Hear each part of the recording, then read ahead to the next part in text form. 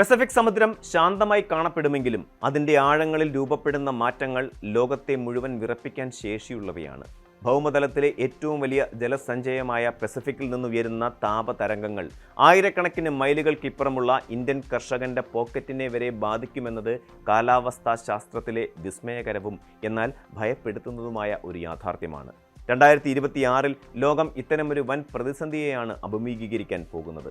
Super El Niño എന്ന് ശാസ്ത്രലോകം വിളിക്കുന്ന ഈ പ്രതിഭാസം കേവലം ഒരു കാലാവസ്ഥാ വ്യതിയാനമല്ല, മറിച്ച് ആഗോള സമ്പദ് വ്യവസ്ഥയെയും ഭക്ഷ്യസുരക്ഷയെയും തകിടം മറിക്കാൻ പോകുന്ന ഒരു പ്രകൃതിക്ഷോഭമാണ്. അന്താരാഷ്ട്ര കാലാവസ്ഥാ നിരീക്ഷണ ഏജൻസികളും ഇന്ത്യയിലെ സ്കൈമെറ്റ് പോലെയുള്ള സ്വകാര്യ സ്ഥാപനങ്ങളും നൽകുന്ന മുന്നറിയിപ്പുകൾ സൂചിപ്പിക്കുന്നത് വരാനിരിക്കുന്ന നാളുകൾ അസാധാരണമായ ഉഷ്ണത്തിൻ്റെയും മഴക്കുറവിൻ്റെയും ആയിരിക്കുമെന്നാണ്.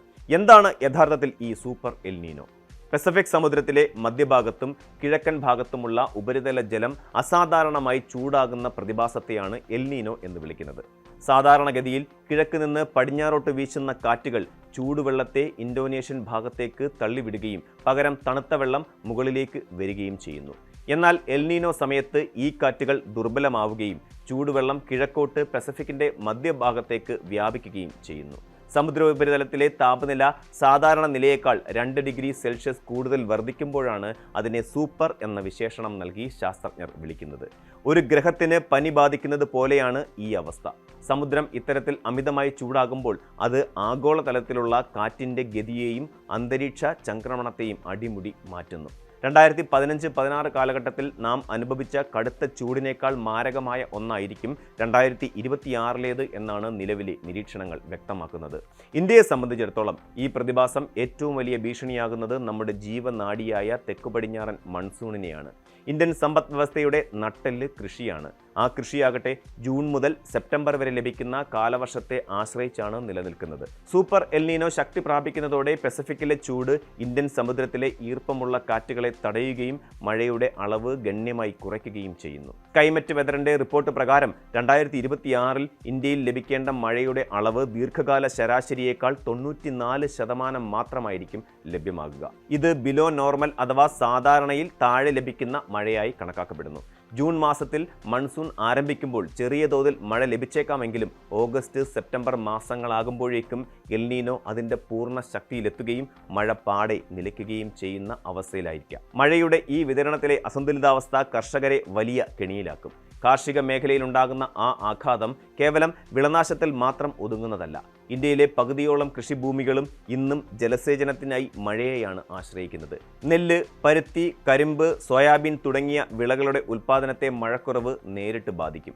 നെൽകൃഷിക്ക് ആവശ്യമായ വെള്ളം ലഭിക്കാതെ വരുമ്പോൾ ഉൽപ്പാദനം കുറയുകയും ഇത് വിപണിയിൽ അരിവില കുതിച്ചുയരാൻ കാരണമാവുകയും ചെയ്യും.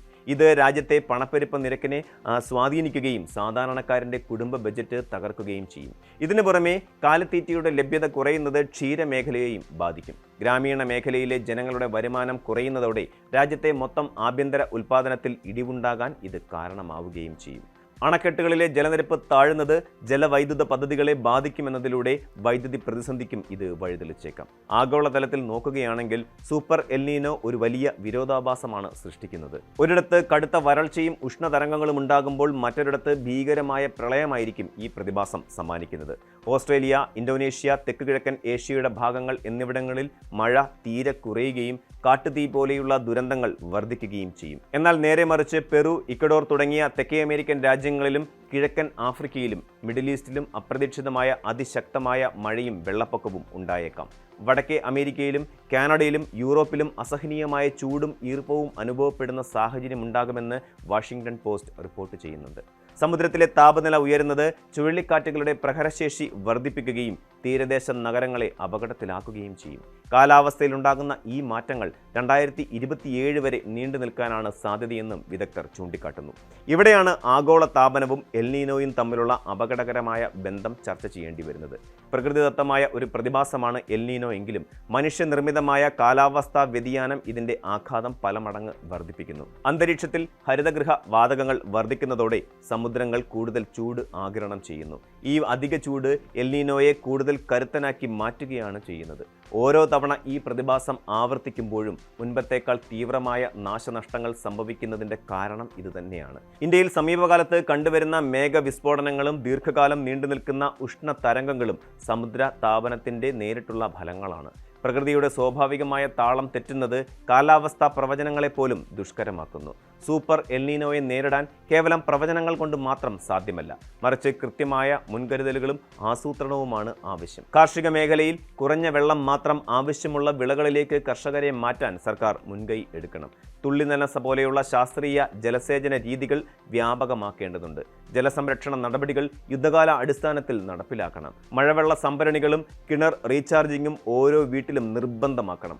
വടക്കേ ഇന്ത്യയിലെ ഗോതമ്പ് കൃഷിയെ സഹായിക്കുന്ന വെസ്റ്റേൺ ഡിസ്റ്റർബൻസുകളിൽ പോലും മാറ്റങ്ങൾ വരാൻ സാധ്യതയുള്ളതിനാൽ ഭക്ഷ്യധാന്യങ്ങളുടെ കരുതൽ ശേഖരം വർദ്ധിപ്പിക്കുന്നത് പട്ടിണി മരണങ്ങൾ ഒഴിവാക്കാൻ സഹായിക്കും. കൂടാതെ ഉഷ്ണതരംഗങ്ങൾ മൂലമുണ്ടാകുന്ന ആരോഗ്യ പ്രശ്നങ്ങൾ നേരിടാൻ ആരോഗ്യ സംവിധാനങ്ങളെ സജ്ജമാക്കേണ്ടതും അനിവാര്യമാണ്. ചുരുക്കി പറഞ്ഞാൽ 2026 സൂപ്പർ എൽ നീനോ എന്നത് വരാനിരിക്കുന്ന ഒരു വലിയ പരീക്ഷണമാണ്. ഇത് പ്രകൃതി നമുക്ക് നൽകുന്ന അവസാനത്തെ മുന്നറിയിപ്പുകളിൽ ഒന്നായിരിക്കാം. വികസനവും പരിസ്ഥിതി സംരക്ഷണവും ഒരേപോലെ കൊണ്ടുപോകാത്തതിൻ്റെ പ്രത്യാഘാതങ്ങൾ നാം അനുഭവിച്ചു തുടങ്ങിയിരിക്കുന്നു. കാലാവസ്ഥാ വ്യതിയാനം എന്നത് വിദൂരമായ ഒരു ഭീഷണിയല്ല, മറിച്ച് നമ്മുടെ തൊട്ടടുത്തെത്തിയിരിക്കുന്ന ഒരു യാഥാർത്ഥ്യമാണെന്ന് ഈ പ്രതിഭാസം ഓർമ്മിപ്പിക്കുന്നു.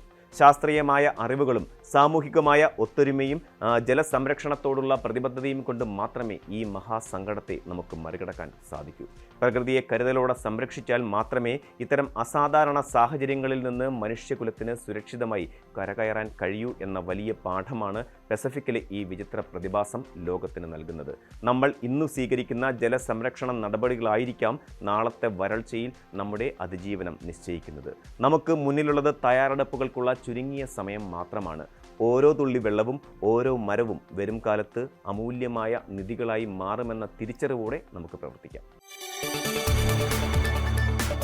കൂടുതൽ വാർത്തകൾക്ക് news 18 Keralam YouTube channel subscribe ചെയ്യുക.